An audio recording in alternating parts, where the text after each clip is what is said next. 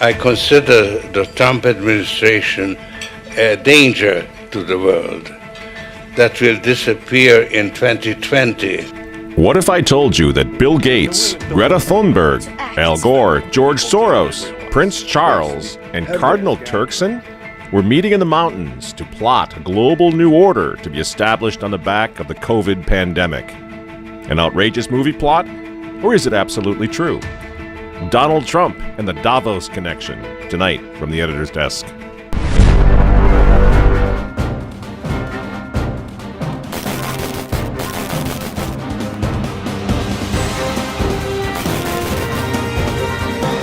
Hello again, ladies and gentlemen. Michael Matt coming to you once again from the offices of the Remnant newspaper.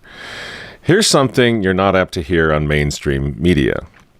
Of the 18 million people in the world who've been infected with the coronavirus, 10.6 million have recovered. This is according to the latest figures from Johns Hopkins University. In other words, the vast majority of COVID patients fully recover. This doesn't even factor in the millions who've contracted it, recovered, and didn't even know they had it. Friends, we need to have a talk. I mean, let's be really clear right from the outset. COVID-19 is not a hoax, okay? Worldwide, over 650,000 people, mostly elderly, have succumbed to it. This is not a hoax. Even with skewed death reporting, which we know is going on all over the place, this is a very serious virus. But so was the H1N1, the swine flu of 2009, which claimed the lives of 500,000 people. So was the Hong Kong flu of 1968, which claimed the lives of up to 4 million people. Flu is a nasty business. Now, do you remember these previous epidemics, pandemics? Probably not. Why? Because the media didn't freak us out over those. The country wasn't shut down. Healthy people were not quarantined. Schools weren't closed. Church services weren't canceled. Why not? Because COVID is a thoroughly politicized virus. And we're getting conflicting recommendations from the experts that get just a little more absurd every week. Doctor, your colleague, Dr. Fauci, has suggested recently that goggles would work even better, or in addition to. You're talking about masks. People have come around to the reality of that. Are we going to look at more demands based on what Dr. Fauci has said? Well, I've seen really great face shields, and I've seen them around the country. You know, I've been out to 14 states. The administration sent me out, and I've gotten to see a lot of exciting face masks out there, and face masks that come from the bottom up. And I think that's really, the American people are innovative. Those are actually pretty easy and straightforward to make. Many universities and those who have printers are making face shields now. So these 3D printers can really increase that production, and I think others are making them, and they can be decorated. So, Dr. No one's really interested in decorations. I want to know whether face shields or goggles is something we're going to hear next. I mean, this isn't even funny. I'm so glad to see the guys from Fox over there are openly mocking this woman. I mean, people are losing their jobs. They're losing their homes. They're losing their mental health over this. Their kids aren't going back to school. They can't go to church. And this delusional woman with the scarves thinks that we're going to get a kick out of decorating our face shields? This is day 170, I think, of the 15 days to slow the spread, Dr. Birx. Do you have any idea of what the hell you're talking about? Because it changes all the time. No wonder nobody takes these people seriously anymore. And so here's the thing, friends. We need to get very serious about it. We need to have a serious conversation about it. Here at The Remnant, we've been saying since March, since the outset of this thing, that it's not the virus that we're questioning. I don't want to get the virus. I know you don't. I know some of you have lost loved ones or friends or whatever from the virus. I've known quite a few folks now who've gotten it. I don't know anyone who died. Everyone who I know, thanks be to God, has recovered. But it was never the virus that's the problem. It's the political exploitation of the pandemic, the COVID pandemic, that really, really must give all of us now serious cause for concern about the future. They're not playing games here. This isn't going anywhere. This isn't going away. And don't take my word for it. I wouldn't expect you to do that anyway. Let's talk about Davos, Switzerland.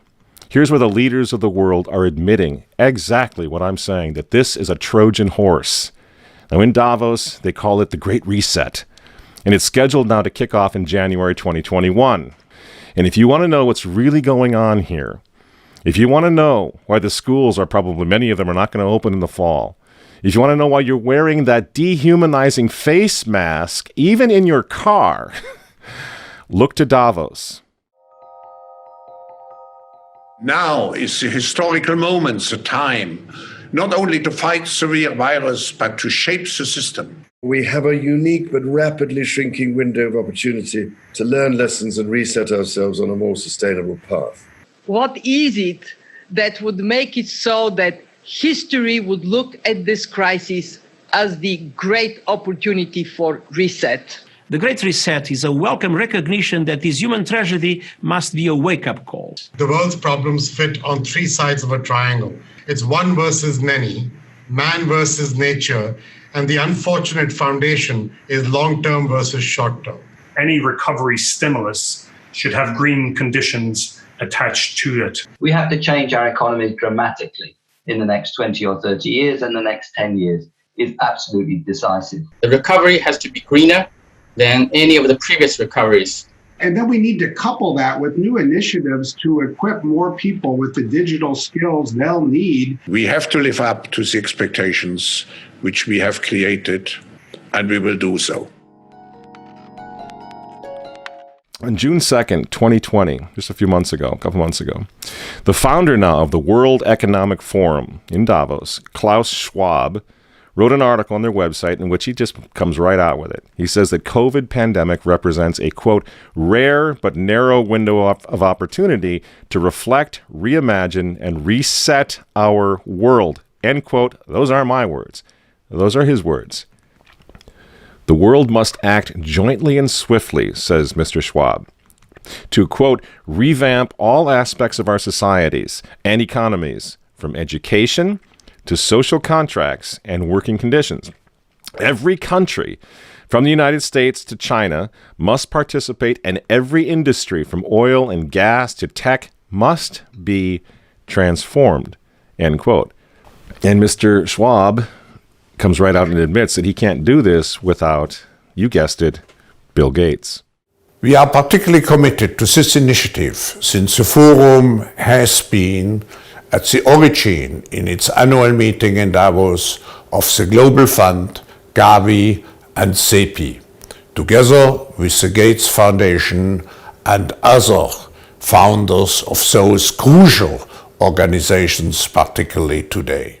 And they're all there. All the movers and shakers of the world are in Davos at one time or another. Even Prince Charles, the insufferable Prince of Wales, got into the act in Davos in January. Unless we take the action necessary and we build again in a greener and more sustainable and more inclusive way, then we will end up having more and more pandemics and more disasters from ever accelerating global warming and climate change. So this is the one moment, as you've all been saying, when we have to make as much progress as we can. And of course, Antonio Guterres, the former Prime Minister of Portugal, who's also a Catholic and is now serving as the Secretary General of the United Nations, he's in Davos, chiming in as well. A microscopic virus has closed down entire countries and economies. The Great Reset is a welcome recognition that this human tragedy must be a wake-up call. As you rightly say, it is imperative that we reimagine, rebuild, redesign, reinvigorate, and rebalance our world. Friends, the full picture should begin to emerge now, and I'm just giving you a sample. I mean, everyone has spoken here. Everyone who is anyone in the globalist community has gone to Davos, has delivered speeches. They come together, they network, they plan our future.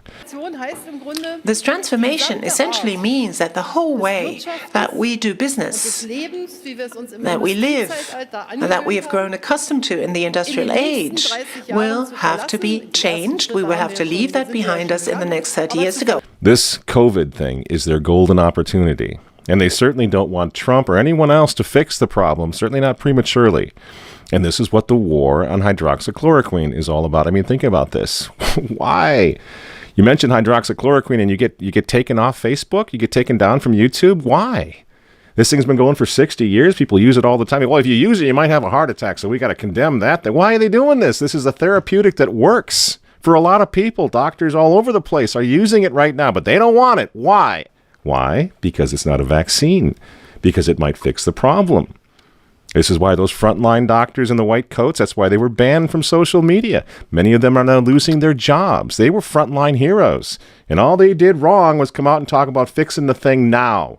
Not waiting 18 months. You're not waiting for a vaccine.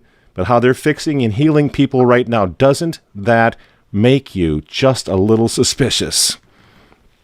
Because, see, the problem is these frontline doctors in the white coats, if they're right, and COVID can be cured without 7 billion doses of Bill Gates' vaccine, well, the Great Reset that they keep talking about in Davos, Switzerland, the Great Reset will be dead on arrival. And all of us will go back to life as we knew it. This is why the 2021 Davos Summit now, 2021, it's coming right up after Christmas, the Davos Summit. And the Great Reset, they need President Joe the Catholic Biden to hand us, the United States, over to them if he wins this election. This is why they're trying so hard to take Donald Trump down. Biden is not a serious candidate. We can all agree on that, right? He's not serious. The poor fellow, he's in his dotage now. So what are they doing? They don't want a serious candidate. I'm not talking about on the right. I'm talking about on the left. They don't want someone who's going to be serious. Everyone with a pulse knows Joe Biden can't do this job. What's he doing there then? In my opinion, he's the personified monument to the U.S. presidency that the mob will tear down in January. They need to reset everything, including the politics of the United States, the governance of the United States. Besides that, old Joe the Catholic Biden has always been a New World Order guy. The affirmative task we have now is to actually create a new world order. And of course, friends, we hear a lot about the Green New Deal and all of that, right? We hear Francis with his Laudato Si encyclical and all of that. They're all working together, aren't they? The Davos 2021 Summit works closely with something called Climate Reality Project. And guess who runs that? The respected trustee of the World Economic Forum, Albert Gore. This crisis, the climate crisis, is way worse than people generally realize. Way worse. It is getting worse still way faster than people realize. The burden to act that is on the shoulders of the generation of people alive today is a challenge to our moral imagination. But this is Thermopylae. This is Agincourt. This is the Battle of the Bulge. This is Dunkirk. This is 9/11. We have to rise to this occasion. I can't believe this guy is still knocking around. It's unbelievable. It's like a spoof, isn't it? It's Al again. I mean, and it's the same. And Davos brings them all in, all the ghouls from the globalist swamp. Our house is still on fire. Your inaction is fueling the flames by the hour. And we are telling you to act as if you loved your children above all else. And of course, drum roll please, Davos, Switzerland has its elder statesman, George Soros. George Soros's dinner at Davos is a bit of an institution at this event. He usually comes out with strong criticism of something that he feels is troubling for the state of the world. He didn't hold back either when talking about the US president, saying that he was describing him as a con man and ultimate narcissist. Even the fate of the world could be at stake in 2020 and the years to come as well, perhaps referencing there the upcoming, of course, election in the United States too.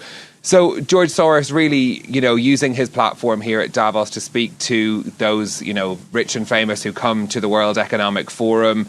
We know that he's, in the past, has been a major donor to the Democratic Party in the United States. He didn't say anything about which candidate he might be supporting in the Democratic primary, but certainly no holding back on his criticism of President Trump. What's this all about? I think I think we all sort of in our hearts, we kind of realize what's going on here. This is not about COVID anymore. This is about a reset of everything. And the United States of America is in the way right now of all of it. So they are destabilizing our entire country. The Great Reset, then, politically, economically, it wants to implement massive socialist programs and, of course, global climate change along the lines of the Green New Deal. The regulation is going to be unbelievable, and no country will be allowed to opt out of this. Why? Well, if an individual country opts out of the Great Reset, they're going to be endangering the whole world community, the whole world, through future pandemics that will be caused by climate change, Al Gore says, and overpopulation, says Bill Gates. You see how it works? No country will be allowed to opt out. This is what we're facing in November. And if you think the Catholic Church is going to protect you from what's coming, from this globalist takeover nightmare, think again. We've been through all this before, leaving aside Pachamama, and leaving aside Laudato Si, which is the encyclical of the globalists. It's the encyclical of the United Nations. I'm sure that we have all read this magnificent encyclical that His Holiness Pope Francis has blessed us with. It's the encyclical of AOC. It's the encyclical of the Green New Deal. Leaving that aside, Francis has already announced the global economic reset of his own last year. I don't know what makes this man think that he's an economist. I don't know where he learned all of this down in Argentina, but he's an amazing guy. He knows everything but theology. Ever notice that? He already announced his coming global economic reset. He calls it, in his humility, the economy Francesco, the economy of Francis. Remember? We showed you a bit of this. I'll show you a little more here.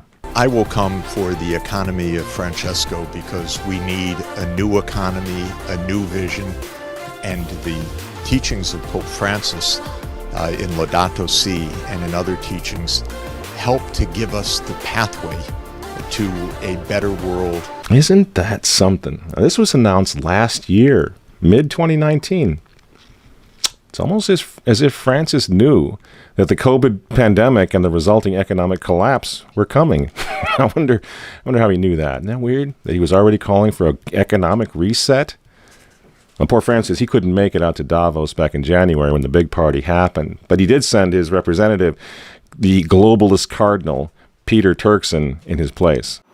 Ladies and gentlemen, I'm pleased to welcome His Eminence Cardinal Turkson, Prefect of the Dicastery for Promoting Integral Human Development of the Vatican City-State, with a special message from His Holiness Pope Francis.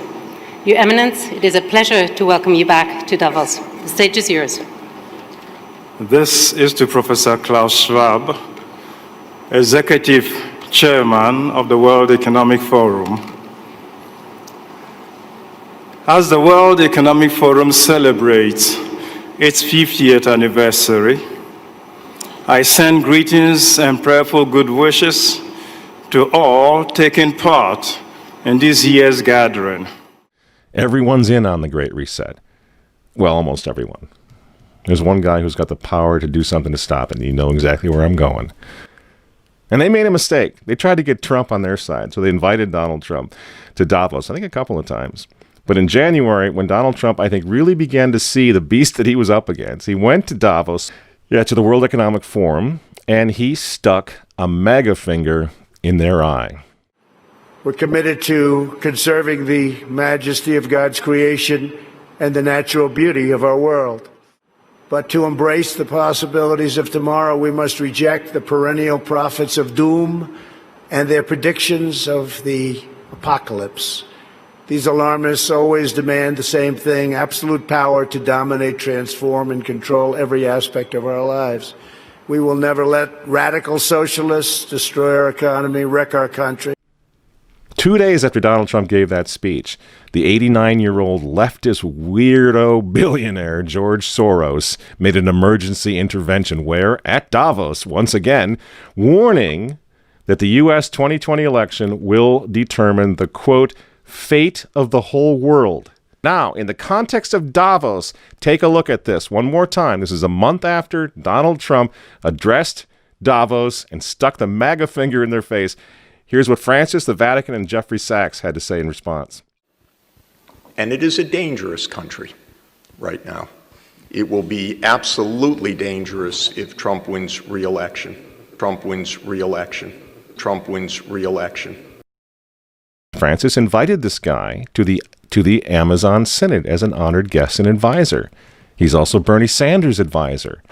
What's he doing in the Vatican? Why is this guy who's a promoter for socialist, out and out socialist, Bernie Sanders, what's he doing advising the Pope? Why does he have entree to the Vatican, friends?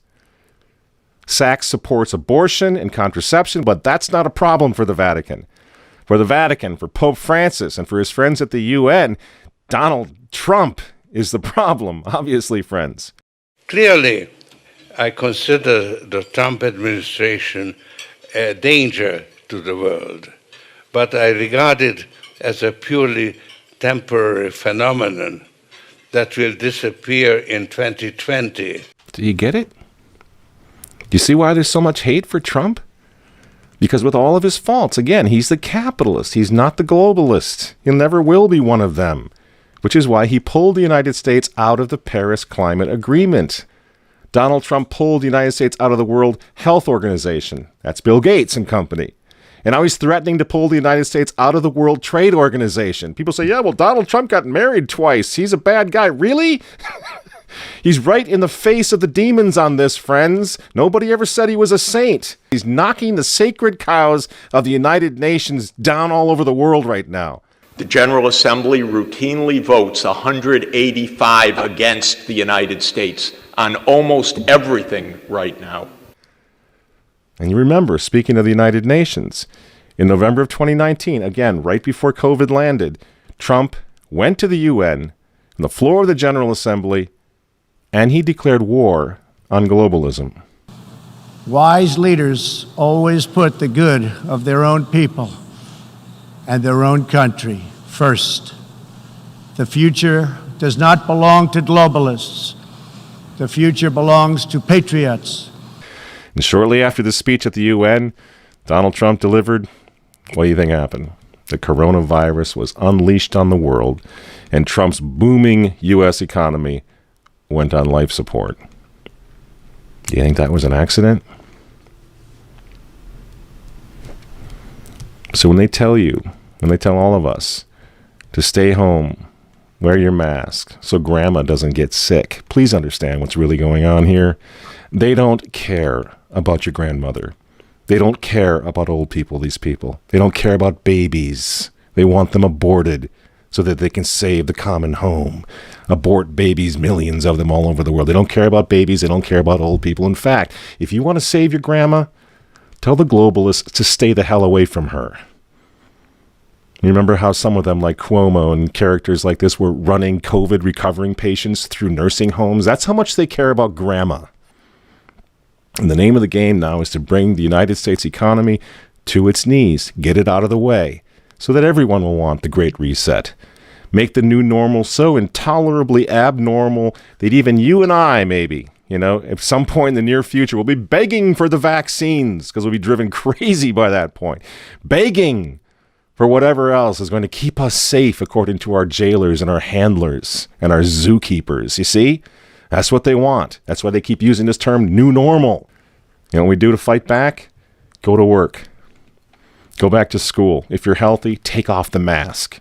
And for heaven's sake, go back to church and pray that Trump wins in November. That's what the reset was on. That's what the Russia hoax was all about. That's what the impeachment hoax was all about. Don't you see? For 4 years, I've been trying to stop this man because if he strengthens America, if he makes it great again, if he brings the economy back again, the reset won't happen. The New World Order is going to be set way back. Who knows when they're going to have another COVID opportunity like this one again, and they know it. So ask yourselves why they hate this man. These folks, these men, they hate God. They hate the unborn. They hate the traditional family. They hate you. And they hate Donald Trump, whose political opponents, by the way, right now are knocking statues of saints to the ground. They're beating up cops, and they're burning flags. You say you don't like Trump. I'm sorry, friends, but who cares?